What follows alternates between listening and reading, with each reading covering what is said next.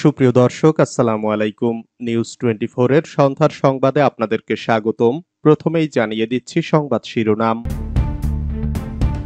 রাশেদ খান মেনন গ্রেফতার। আমার কথা পাত্তাই দেননি শেখ হাসিনা, যা বললেন সালমান এফ রহমান। শেখ হাসিনাকে ডুবিয়েছেন 4 জন, ইন্ডিয়ান এক্সপ্রেসকে আওয়ামী লীগ নেতারা। বন্যা নিয়ে যা প্রচার হচ্ছে তা দুঃখজনক, মন্তব্য ডক্টর ইউনূসের।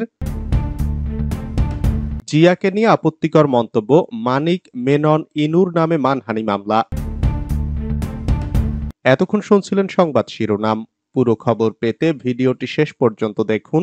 সর্বশেষ সংবাদ পেতে চ্যানেলটি সাবস্ক্রাইব করুন। এবার বিস্তারিত। রাশেদ খান মেনন গ্রেফতার।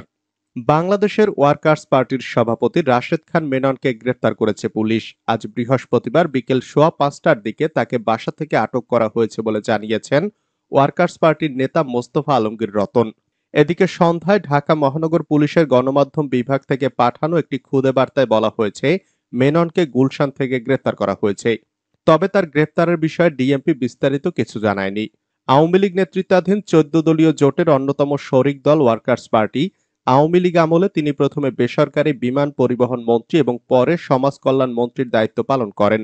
বৈষম্য বিরোধী ছাত্র আন্দোলনের কর্মসূচি চলাকালে আইনশৃঙ্খলা বাহিনীর সঙ্গে বিক্ষোভকারীদের সংঘর্ষে নিহতের ঘটনায় সম্প্রতি দায়ের করা কয়েকটি মামলায় মেননকে আসামি করা হয়েছে। আমার কথা পাত্তাই দেননি শেখ হাসিনা, মন্তব্য সালমান এফ রহমানের। ঢাকা মহানগর গোয়েন্দা পুলিশ কার্যালয়ের সাবেক প্রধানমন্ত্রী শেখ হাসিনার বেসরকারি খাত বিষয়ক উপদেষ্টা সালমান ফজলুর রহমান 10 দিনের রিমান্ডে আছেন। রিমান্ডে জিজ্ঞাসাবাদে তিনি নানা ধরনের তথ্য দিচ্ছেন বলে জানা গেছে। আজ বৃহস্পতিবার রাজধানীর মিন্টু রোডে ডিবি কার্যালয় সূত্রে জানা গেছে, রিমান্ডে কোটা আন্দোলন প্রসঙ্গে গুরুত্বপূর্ণ তথ্য দিয়েছেন তিনি। জিজ্ঞাসাবাদে ডিবিকে সালমান এফ রহমান বলেন, আন্দোলনের সময় আমি সাবেক প্রধানমন্ত্রী শেখ হাসিনাকে বলেছি, দেশের মানুষ আমাদের উপর ক্ষেপে যাচ্ছে। তিনি আমার কথা পাত্তাই দেননি। ছাত্র আন্দোলন যখন তুঙ্গে তখন শেখ হাসিনা আমাকে জিজ্ঞাসা করেন, পুলিশ এত ভালো কাজ করছে, সেনাবাহিনী কেন পারছে না? এ সময় আমি বিষয়টি নিয়ে সেনা প্রধানের সঙ্গে কথা বলার পরামর্শ দেই। তিনি আরো বলেন, 111-এর সময় 2 বছর জেল খেটেছি, সুতরাং সমস্যা হবে না। আমাকে জেলে রাখলে দেশের ক্ষতি হবে, কারণ আমার নানা প্রতিষ্ঠানে অনেক কর্মী আছে, তারা বেতন পাবে না। ব্যাংক থেকে যেসব টাকা ঋণ নিয়েছি সেগুলো পরিশোধ হবে না। শেখ হাসিনাকে ডুবিয়েছেন 4 জন, ইন্ডিয়ান এক্সপ্রেসকে আওয়ামী লীগ নেতারা। আমি আপনার সঙ্গে দেখা করতে পারবো না, আমি আত্মগোপনে আছি। ফোনে কথা বলতে পারি, নিরাপদ কোনো স্থানে আমি আপনার সঙ্গে দেখা করার চেষ্টা করব। আপনার গতিবিধি নজরদারি করা হবে, তাই আমি আপনার সঙ্গে দেখা করতে পারবো কিনা জানি না। এগুলো ক্ষমতাচ্যুত শেখ হাসিনা সহ তার দল আওয়ামী লীগের কয়েকজন নেতাকর্মী ও সাবেক সরকারের সঙ্গে সংশ্লিষ্ট গোয়েন্দা সদস্যদের পাঠানো কিছু বার্তা, যা দ্য ইন্ডিয়ান এক্সপ্রেস পেয়েছে।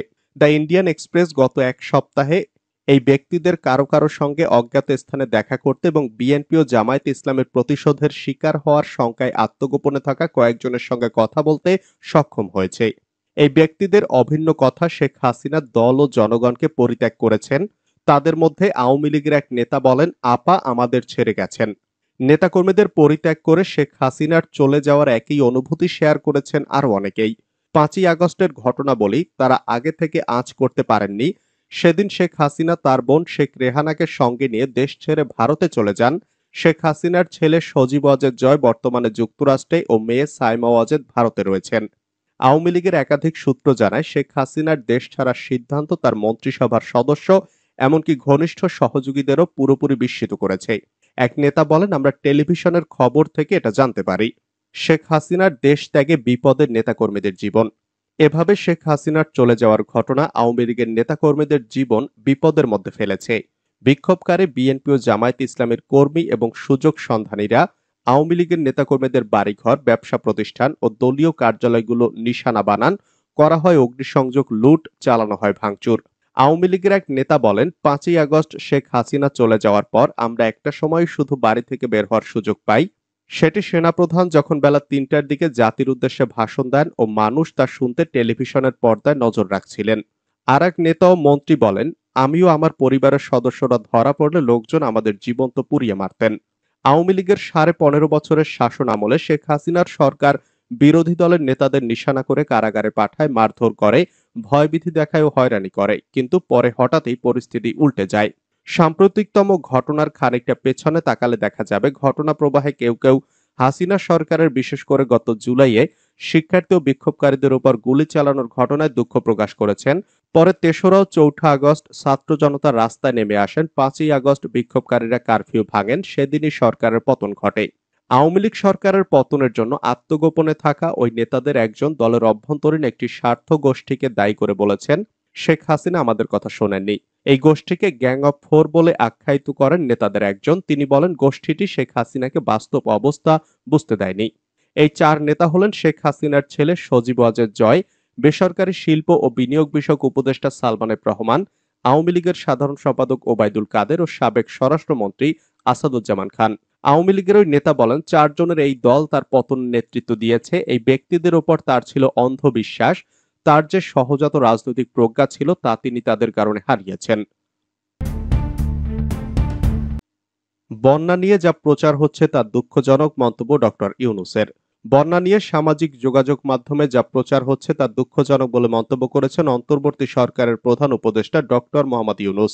বৃহস্পতিবার বিকেলে রাষ্ট্রীয় অতিথি ভবন যমুনায় ভারতের হাইকমিশনার প্রণয় ভার্মার সঙ্গে সাক্ষাতে তিনি একথা বলেন। প্রধান উপদেষ্টার সঙ্গে ভারতীয় হাইকমিশনারের এটিই ছিল প্রথম সাক্ষাৎ। পরে সাংবাদিকদের বিস্তারিত ব্রিফ করেন প্রধান উপদেষ্টার প্রেস সচিব শফিকুল আলম। তিনি বলেন, ত্রিপুরার বন্যা পরিস্থিতির বিষয়ে ভারতীয় হাইকমিশনার প্রণব ভার্মা বলেছেন, এত বৃষ্টিপাত হয়েছে এটা ভারতেরও ধারণার বাইরে ছিল। সামাজিক মিডিয়াগুলোতে যেমনটি প্রচার হচ্ছে এটাকে দুঃখজনক বলেছেন ডক্টর ইউনূস। ভয়াবহ বন্যার কবলে পড়েছে বাংলাদেশের পূর্বাঞ্চল। ফেনী, কুমিল্লা, চট্টগ্রাম, খাগড়াছড়ি, নোয়াখালী, মৌলভীবাজার, হবিগঞ্জ ও ব্রাহ্মণবাড়িয়া। বন্যায় এখন পর্যন্ত ২ জনের মারা যাওয়ার খবর পাওয়া গেছে। ২ জনের মধ্যে একজন ফেনীর ও একজন ব্রাহ্মণবাড়িয়ার। এখন পর্যন্ত এই ৮ জেলায় ৪,৪০,৮৪০টি পরিবার পানিবন্দী হয়ে পড়েছে। অভিযোগ উঠছে, ভারতের ত্রিপুরা রাজ্যের ডুম্বুর জলবিদ্যুৎ প্রকল্পের বাঁধ খুলে দেওয়ার কারণে বাংলাদেশে এমন পরিস্থিতি হয়েছে। বৃহস্পতিবার দুপুরে অন্তর্বর্তী সরকারের তথ্য উপদেষ্টা নাহিদ ইসলামও বন্যার পরিস্থিতির জন্য ভারতকে দায়ী করেন। তিনি বলেন, কোনো ধরনের আগাম সতর্কতা ছাড়া বাঁধ খুলে দিয়ে ভারত অমানবিক আচরণ করেছে, এ বিষয়ে সুষ্ঠু সমাধান করতে হবে। অবশ্য ভারত সরকারের দাবি, বাংলাদেশের বন্যা গোমতী নদীর উপর নির্মিত ডুম্বুর জলবিদ্যুৎ প্রকল্পের বাঁধ খুলে দেওয়ার কারণে হয়নি। বৃহস্পতিবার দেশটির পররাষ্ট্র মন্ত্রণালয় এক বিবৃতিতে জানানো হয়, ভারত ও বাংলাদেশের মধ্য দিয়ে প্রবাহিত গোমতী নদীর ক্যাচমেন্ট এলাকায় গত কয়েকদিন ধরে এই বছরের সবচেয়ে বেশি বৃষ্টিপাত হয়েছে। বাংলাদেশে বন্যা মূলত বাঁধের নিচের দিকে এই বৃহৎ ক্যাচমেন্টের পানির কারণেই। ইয়াবাডন বদি কারাগারে ৫ দিনের রিমান্ড আবেদন। ইয়াবাডন খ্যাত কক্সবাজারের উখিয়া টেকনাফ আসনের সাবেক সংসদ সদস্য আব্দুর রহমান বদিকে কারাগারে পাঠিয়েছে আদালত।